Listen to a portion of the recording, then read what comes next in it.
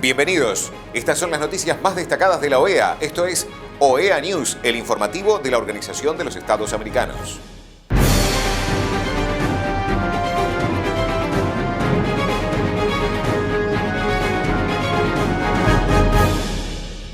Es momento de compartir los títulos de las noticias más importantes que vamos a estar brindando a ustedes. La importancia del trabajo de la OEA en la zona de adyacencia de Belize y Guatemala. Reunión del Grupo de Coordinación de las Hojas de Ruta a Haití. Reunión Secretario General de la OEA y Ministro de Relaciones Exteriores de las Bahamas. ¿Cuál es el mayor desafío en políticas penitenciarias y carcelarias hoy en día? El secretario general de la OEA, Albert Ramdin, comparte su visión sobre la cooperación regional, el papel de la juventud en la construcción de comunidades pacíficas y la importancia del trabajo de la OEA en la zona de adyacencia de Belice y Guatemala. Por nuestros presentadores e invitados son propias y no necesariamente reflejan las ideas de la Organización de los Estados Americanos ni de sus donantes. Gracias por acompañarnos. Good day and welcome to La Zona de Zone, the official radio and podcast of the Organization of American States in the Adyacencia Zone. I'm your host, Gwendolyn, and today we have the distinct honor of welcoming a very special guest, the Secretary General of the Organization of American States, His Excellency Albert Ramdin. Welcome, sir. So this is the first time that a representative from the Caribbean has been elected as Secretary General of the OES. What does this mean for you personally, and what significance does this hold for CARICOM and the wider region? Well, let me begin by saying I want to greet all Belizeans, all Guatemalans who are listening to this. And for today, at least for these days, I'm from Belize and from Guatemala. So that's how I feel. I recognize the excellent work which is being done not only by the OES Adjacency Zone office and the great team which is here, but also the way the people of both countries are working together peacefully and in a very positive manner. I think that is the example which Belize and Guatemala, Guatemala and Belize are giving the world. In terms of being elected as the Secretary General from the Caribbean, is true, but I don't feel specifically that I am Caribbean. I work for all the states, all the countries in the Americas. So I represent the whole hemisphere. So that's why I'm saying I feel Belizean and Guatemalan today. Next week it will be Dominican Republic or Panama or Guyana. We have to work for the same objective, and all these countries belong to the Inter-American system. There's a lot of work to be done, and we are excited to do it, and we have great people working for the OES. I want to tell the people the OES is doing a lot for the countries. A lot of people don't know how much we are doing for making life better in each country, each of the Americas. And I hope that the leaders of this region will see the benefit and also keep supporting the OES as an institution, keep supporting the goals of the OES, democracy, human rights, security and development. It is for the people of the Americas. That's a wonderful perspective to share right here on this platform. So building on this, let's turn a little bit to the key role of the OES in supporting the peace between Belize and Guatemala. From your perspective, how do you see the organization continuing to strengthen peace building efforts here in the adjacency zone? Well, that's a very important question, Gwendolyn. I think we have to complement both governments on the Belize side, on the Guatemala side, for having the courage to ask the OES to facilitate such a process. Because what we need is two countries, neighboring countries, working together and requesting such a mission. We have been for a long time involved, almost 25 years, and I think we have done well in terms of mitigating tensions, resolving some issues, and we have facilitated the process whereby both governments have been able to talk about issues and agree on a path forward. Now, I hope that as we come to, hopefully soon, a close of this whole historical chapter, that both countries will keep their promises will keep working in a good neighborly manner. If there are issues, that they be resolved through dialogue, through consultation, through diplomacy. It is in nobody's benefit to have conflicts that escalate. Conflicts will always happen, whether you have a territorial dispute or not. There is always conflict, there is always issues. But as long as those issues are discussed in a peaceful manner with the objective of, in a positive way, finding solutions, that is going to be to the benefit for both countries. The OEAs will always support that approach, and therefore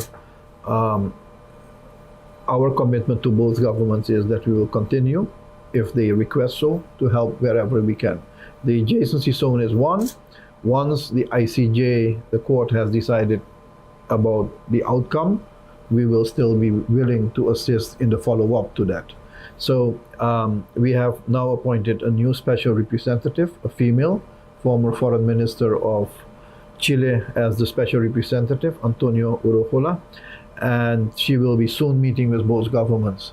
So we see an important role for ourselves, but more important is that both governments see the benefit of maintaining peace and not have things escalate. Thank you. Well, staying on this theme, during your visit to the OAS office here in the adjacency zone, what stands out to you as the most impactful work being done in the field? Well, I would say not only in the field, but the good people working for the OES office, yourself included. Thank you. All the employees working sometimes under difficult circumstances must be commended for doing a job in a professional way, with dedication, without looking at the countries where you come from, but focusing on what is important to the project, and that is to maintain peace and be objective and honest about things. So this is something which I think we should highlight in the first place. The second one is that this model, through an adjacency zone and an office facilitating this process with collaboration frequently between the two governments at political level, also at military and law enforcement level. I hope it will be successful in the end, so that it can be a model where other countries can benefit from. We have many, and I hope that if this model works out to be successful in the way it has been, that we can apply it elsewhere as well. So this is what I take away from this visit. It's peaceful, has economic potential, and where they collaborate. That's what we need to see in the Americas. Less conflicts, more positive willingness to solve problems in a way that will benefit the people. Thank you for your reflection, and we'd like to thank you, Your Excellency, for joining us here today. And on behalf of the OAS office here in the adjacency zone, we extend our gratitude to all of our listeners for being a part of this important conversation. We remind you that today's interview will be available as a podcast episode, so you can listen and share it again. Now we continue live on air with the daily programming of La Zona de Zone. Stay tuned. Gracias. Thank you. Thank you. Thank you too, sir.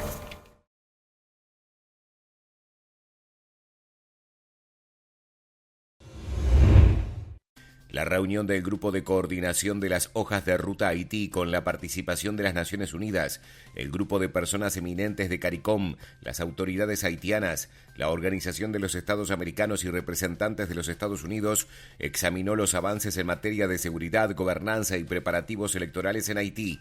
Las discusiones subrayaron la urgente necesidad de una acción regional e internacional coordinada para fortalecer la seguridad y respaldar a la Fuerza de Supresión de Pandillas, Gang Suppression Force, autorizada por el Consejo de Seguridad de la ONU.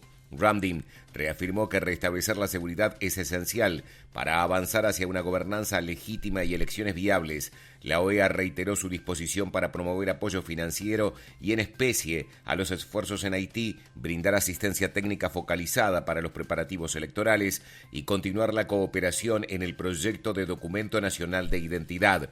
La reunión también puso de relieve la importancia de mantener la coordinación, el intercambio de información y una amplia construcción de consensos entre los actores haitianos y los socios internacionales para trazar una ruta de gobernanza una vez que el Consejo Presidencial de Transición concluya su mandato en febrero de 2026 y para sentar las bases de elecciones libres y justas durante 2026, dijo el secretario general de la OEA. El secretario general de la OEA, Albert Ramdin, se reunió con el ministro de Relaciones Exteriores de las Bahamas, Frederick Mitchell, durante su visita a Washington, D.C. Durante el encuentro, las autoridades tuvieron un intercambio perspicaz sobre temas que afectan a las naciones del Caribe, incluida la necesidad de fortalecer la colaboración, la coordinación y la comunicación regionales, desde el apoyo humanitario y financiero a las zonas afectadas por desastres hasta la situación urgente en la nación hermana de CARICOM, Haití. Espero con interés continuar estas conversaciones para promover la cooperación, la paz y la prosperidad en toda nuestra región, dijo Ramdin. El director nacional del Servicio Penitenciario Federal de Argentina, Fernando Julián Martínez, habló sobre los desafíos en políticas penitenciarias y carcelarias hoy en día.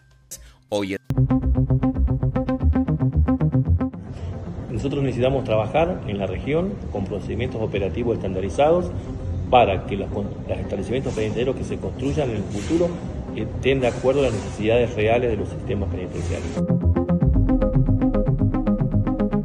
La mejor solución a este problema tiene que ver con la formación y capacitación permanente del personal penitenciario, siendo el centro y motor transversal de todo cambio posible. La OEA estratégicamente es crucial para unir los esfuerzos de capacitación básica para todos los sistemas, trabajar y articular todo lo que tiene que ver con la infiltración del crimen organizado dentro de los establecimientos penitenciarios, como así también todos los estándares anticorrupción adentro de las instituciones. Estas han sido las noticias más relevantes de la OEA, la Organización de los Estados Americanos. Esto ha sido OEA News. Nos reencontramos en la próxima jornada.